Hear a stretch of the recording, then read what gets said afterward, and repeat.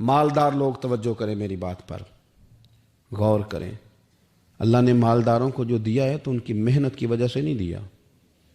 محنت مزدور تم سے بڑھ کے کرتا ہے، اوور ٹائم لگاتا ہے۔ خدا نے نا اپنے فضل سے دیا ہے۔ میرے ایک بزرگ دوست ہیں، سادے آدمی ہیں، تو ان کی ایک بات میرے نا دل میں بیٹھ گئی۔ سادے لوگوں کی بات ہے، سادی سی۔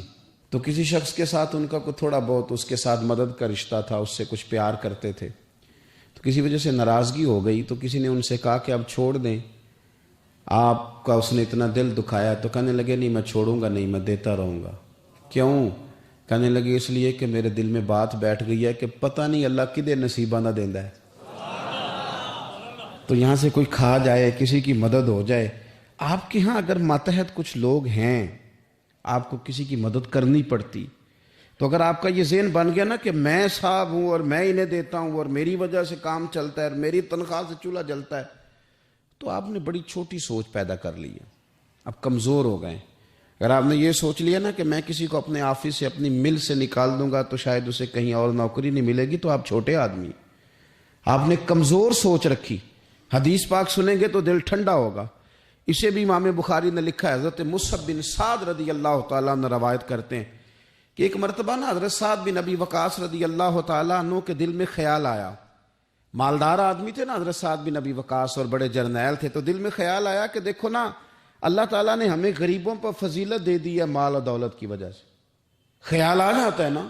حضرت مصعب بن سعد رضی اللہ تعالیٰ عنہ فرماتے ہیں ان کے دل میں خیال آیا، دل میں خیال آیا کہ دیکھو اللہ نے پھر ہمیں فضیلت والا بنایا، تو اسی لیے اللہ نے ہمیں پیسے دیے نا، اللہ نے ہمیں کچھ بنایا ہے تو پھر ہی اللہ نے دولت زیادہ دی ہے نا۔ تو فرماتے ہیں نبی کریم صلی اللہ تعالی علیہ وسلم نے ان سے فرمایا یاد رکھو تمہیں نا تمہارے کمزور اور غریب لوگوں کے وسیلے کی وجہ سے روزی دی جاتی ہے۔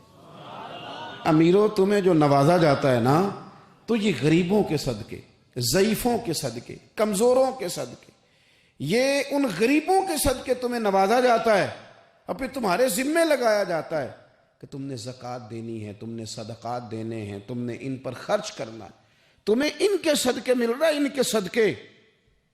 ایک سوچ یہ ہے کہ اللہ نے مجھے مال دیا ہے تو کسی وجہ سے دیا ہے، اور ایک سوچ یہ ہے کہ میری فیکٹری میں پتہ نہیں کون سا غریب لوگ ہے جس کی وجہ سے فیکٹری چل رہی ہے۔ ایک سوچ یہ ہے کہ پتہ نہیں میرے آفس میں کون سا ایسا شخص ہے جس کی وجہ سے نظام چل رہا ہے، اور ایک سوچ یہ ہے کہ میں جاگیردار ہوں تو پتہ نہیں کون سا کسان ہے جو میرے پاس کام کرتا ہے تو اس کی وجہ سے اللہ مجھے بھی روزی دیتا ہے۔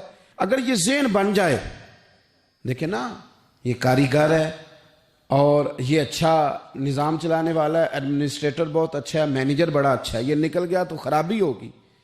ایک ذہن یہ ہے، اور اگر ذہن یہ بن جائے کہ یہ بندہ غریب ہے، یہ مجبور ہے، یہ تنگ دست ہے، اس کے چھوٹے چھوٹے بچے ہیں اور مجھ سے تنخواہ لے کے جاتا ہے تو اس کا کام چلتا ہے، اگر یہ چھوڑ کے چلا گیا نا تو ہو سکتا ہے جو اس کے ذریعے رزق آتا ہے وہ نہ آئے۔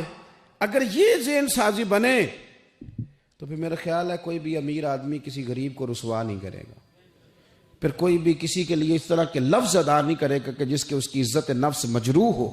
ہم اگر یہ تھوڑا تھوڑا کر کے رویہ اپنے دلوں کے اندر پیدا کرنا شروع کر دیں اور تھوڑی تھوڑی محبت کو بڑھانے لگیں، تو آہستہ آہستہ ہمیں محسوس ہوگا کہ ہم کوئی ظرف کو اونچا لے گئے ہیں، ہمارے دلوں کو اللہ نے نرم کر دیا ہے۔